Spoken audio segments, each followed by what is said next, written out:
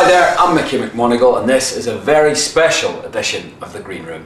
As you all know, Rockness, my favourite festival, is coming up this weekend, and with me here today we have Festival Director Jim King. Jim, how you doing? Really good, thanks. So how are you feeling ahead of the big fest?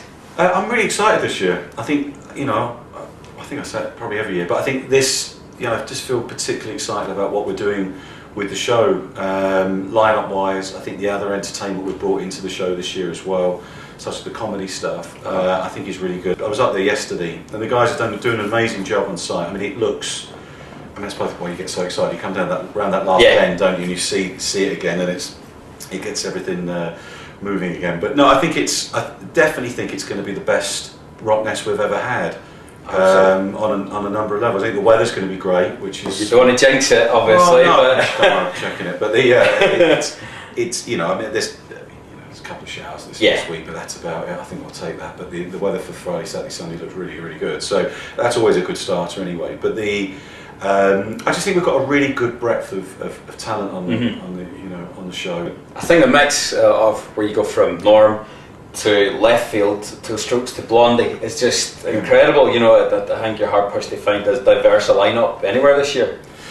Yeah, well, that's good to hear. I mean, that's what we try to do. I mean, it's about offering people 3 days worth of entertainment, and I think we have a very music savvy crowd who come to Rockness. Yeah. They know their music, and I think if we just serve them up the same repetitive stuff for 3 days, I think it would be quite a unrewarding experience. Yeah. The comedy thing's quite interesting. How is that going to work? Is there going to be a specific comedy area, or is it going to be spread around, or what?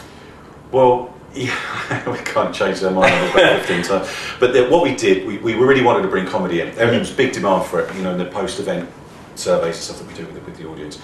And we were thinking, well, how do we do it? Do we just put a comedy arena in? And we kind of thought, well, again, you get that at other festivals, you just plonk a tent in and all of a sudden there's a load of comedians on it. So we wanted to put it into an environment that would be a little bit different. So we thought, well, let's create a new pub. I hate those bars that you get at some other festivals, which are big, long, white bars. I mean, I know you have to have them, we have some of them as well, but it's really important, I think, that you have something a bit more creative than that. So we thought, let's develop a new pub, and then we'll put the comedy into there. And then we thought, well, who's going to run the pub? So we thought, maybe get one of the comedians to do it. And then we thought, well, probably not a better pub landlord than Howard Marks. Yeah. So we gave Howard a call and he was delighted to come up and do it. So it's going to run through there for 4 hours on Saturday and 4 hours on Sunday. And then I think we just got carried away and thought, well, if we've done that, we might as well book the biggest Scottish comedian. Yeah. So we booked Kevin, and so Kevin Bridges is coming on the Sunday. He's there Sunday.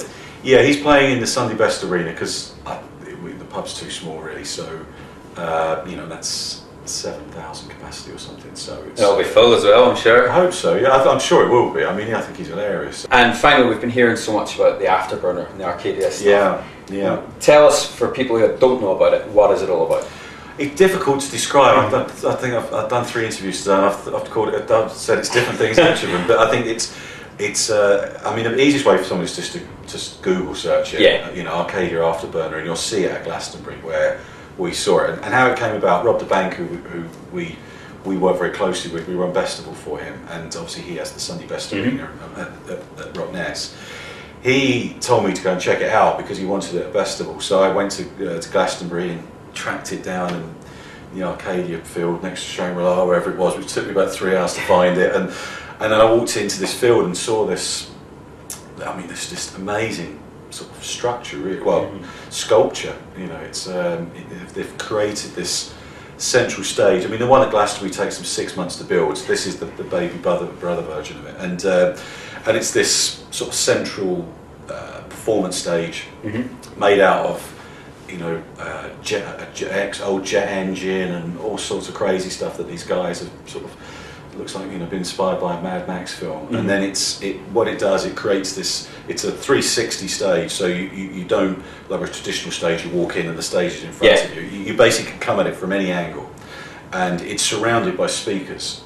So you have the stage, and then you have these outer structures which all flames and stuff are going off like dance podiums, and then around that again you have this sound circle where the speakers are all facing inwards.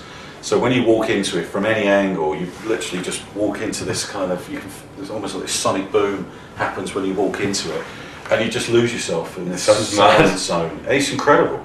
I mean, I ended up spending about 4 hours in it in Glastonbury. I just couldn't leave it. As soon as you walked out of it, it didn't feel right. You want to walk back in again. So I think that's going to be, I think that's going to be amazing. It's right in the middle of Nestival. I was just going to say, are you going to put it in Nestival? Because that sounds like the perfect place for it.